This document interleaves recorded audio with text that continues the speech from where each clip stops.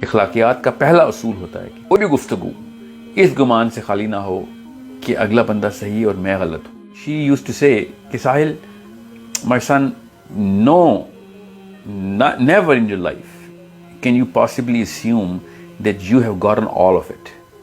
Anyone that you will ever meet, کوئی بھی بندہ, جب بھی تمہیں کوئی بھی انسان کبھی بھی لائف میں ملے گا, اس کو کوئی نہ کوئی ایسی بات ضرور پتا ہوگی جو تمہیں نہیں پتا. Anyone that you will ever meet will know something that you don't.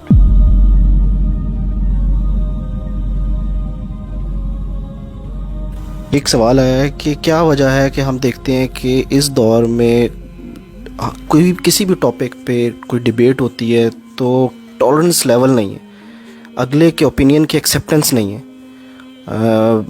غصے میں آ جاتے ہیں. یوتھ کی بھی بات ہو رہی ہے پوری, بلکہ قوم کا ہی ایک, اگر ہم دیکھیں ایک براڈر اسپیکٹ میں, تو اس کی کیا وجہ ہے؟ وجہ جو ہے نا امیٹیشن ہے. یہ youth is an indicator, cause ہم لوگ خود ہیں.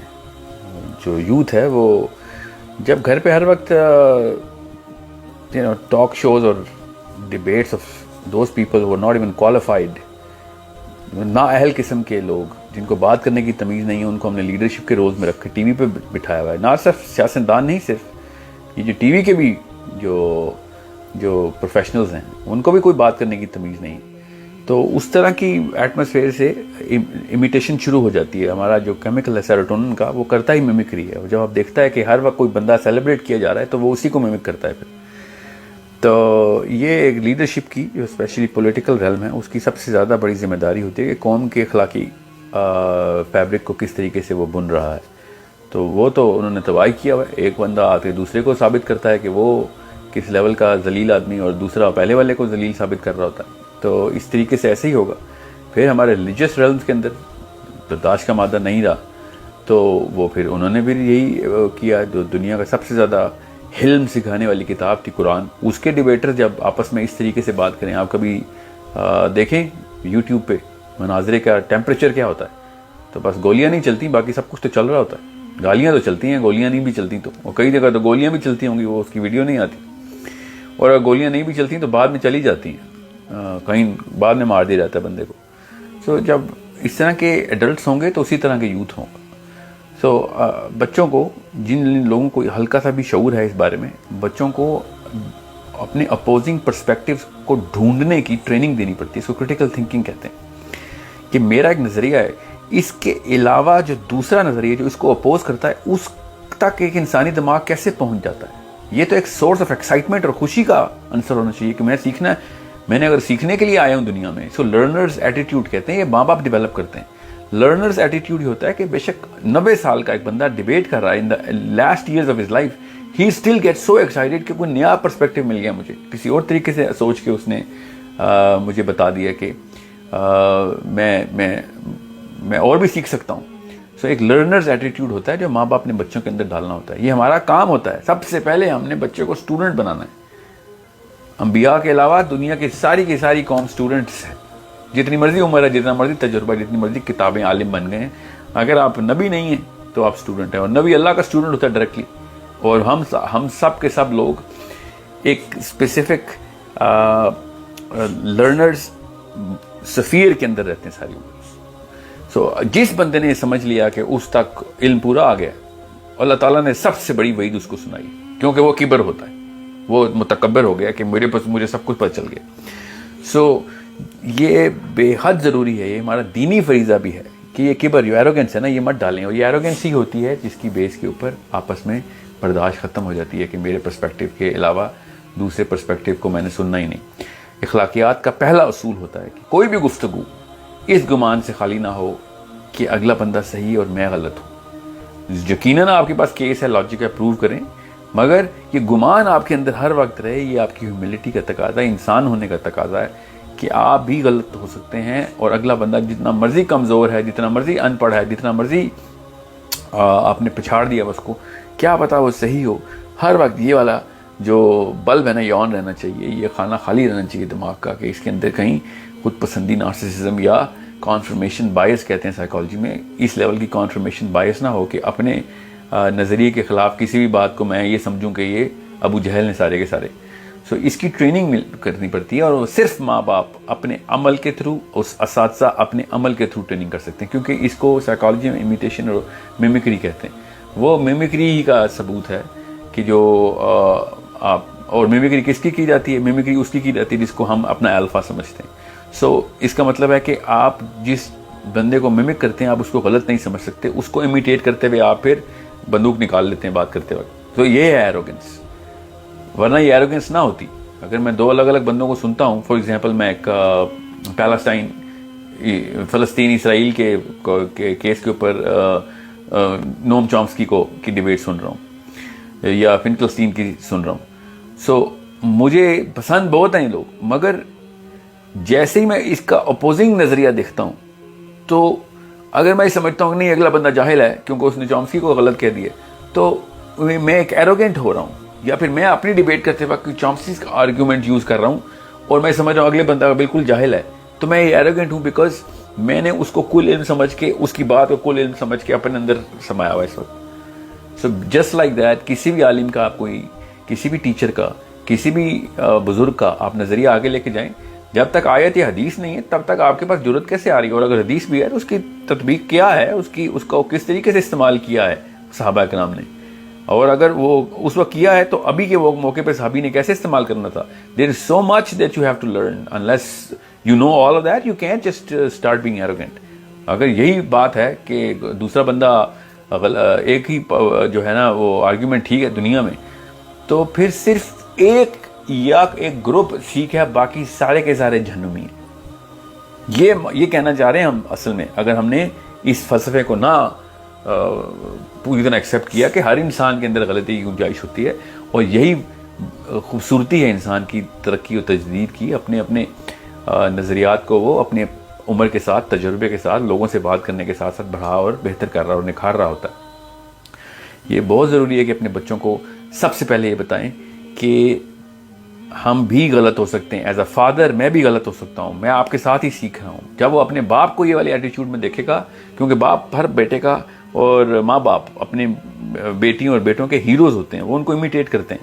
اس امیٹیشن کو سب سے پہلے آپ نے اس کے اندر ایک خاص فیکٹر بائی ڈیزائن ڈالنا ہے کہ میں پرفیکٹ نہیں ہوں, دنیا میں کوئی انسان پرفیکٹ نہیں ہے. اپنے اندر غلطی کی گنجائش کو ہمیشہ زندہ رکھنا, اور ہمیشہ وہ لوگ ذلیل ہوئے جنہوں نے اپنے اندر یہ کبر لایا اور ایک ان سے بہتر آرگیومنٹ کرنے والے بندے نے اس کو اس جگہ پہ آ کے پچھاڑا ہے, پھر کسی کو منہ دکھانے قابل نہ, اس لیے کیونکہ اس کے اندر کبر تھا. اور وہی لوگ جو کہ غلط ثابت ہوئے ہیں, اگر وہ ہیوملٹی کے راستے سے گئے ہیں اور ہمیشہ سے یہ گمان رکھتے گئے ہیں کہ میں بھی غلط ہو سکتا ہوں, وہ زیادہ بری طریقے سے بھی پچھاڑے جائیں تو باعزت ہو جاتے ہیں, کیونکہ انہوں نے کبھی وہ والی کبر کا اور والی ریا کا اور وہ والی ایروگنس کا مظاہرہ کیا ہی نہیں تھا. They were always looking for, and they were always the first people to say کہ کیا خوبصورت آپ نے پوائنٹ اٹھایا, یہاں پہ میں بالکل غلط ثابت ہوں, میں یہیں پہ رجوع کرتا ہوں, اس کو میرے سے غلطی ہوئی ہے, آپ بالکل ٹھیک کہہ رہے ہیں. یہ ایٹیٹیوڈ سال ہر سال کی پریکٹس سے بنتا ہے. یہ ایک ہی سیکنڈ میں ایک بات کرنے سے نہیں ٹھیک ہو جائے گا آپ کے بچوں میں. You need to understand of how important this is, and you need to, اس ایٹریبیوٹ کو ہون کرنے کے لیے کئی دفعہ ڈیکیڈز لگ جاتی ہیں. بچوں کو مانیٹر کریں گے کس موقع کے اوپر وہ ایروگنٹ ہو رہا ہے کہ نہیں مجھے ایک بات پوری طرح پتہ چل گئی ہے, اس کو پوری طریقے سے کانفیڈنس دیں. کانفیڈنس نہیں شاٹر کرنا, مگر کس طریقے سے کانفیڈنس دیں گے کہ تو سیکھنے والا اگر ہے تو be the most confident person that I am the student of every piece of knowledge in the world. Ali bin Abi Talib رضی اللہ عنہ نے کہا نا کہ مجھے جس نے ایک بھی چیز سکھائی وہ میرا آقا ہوگا. یہ ہیوملٹی کو شو کر رہے تھے حضرت علی سے زیادہ بڑا عالم کون ہے دنیا میں اللہ کے نبی کے بعد. وہ اگر یہ کہہ رہے ہیں کہ کسی سے بھی بندہ کوئی بھی سیکھ سکتا ہے, سو ہم لوگوں نے بس میں ایسا ہوں, میں لیفٹسٹ ہوں, میں رائٹسٹ ہوں, میں دیوبندی ہوں, میں شیعہ ہوں, میں بریلوی ہوں, بس سارا کا سارا کل علم کے طور پہ نیچے دے رہے ہیں. اور میں فزکس پڑھ لی ہے تو میں بہت بڑا سائنٹسٹ ہو گیا ہوں, میں نے بایولوجی پڑھ لی ہے تو میں دنیا کی تمام طرح کوشچنس کے آنسر نکال سکتا ہوں. یہ کہاں سے آ رہی ہے ہماری بات؟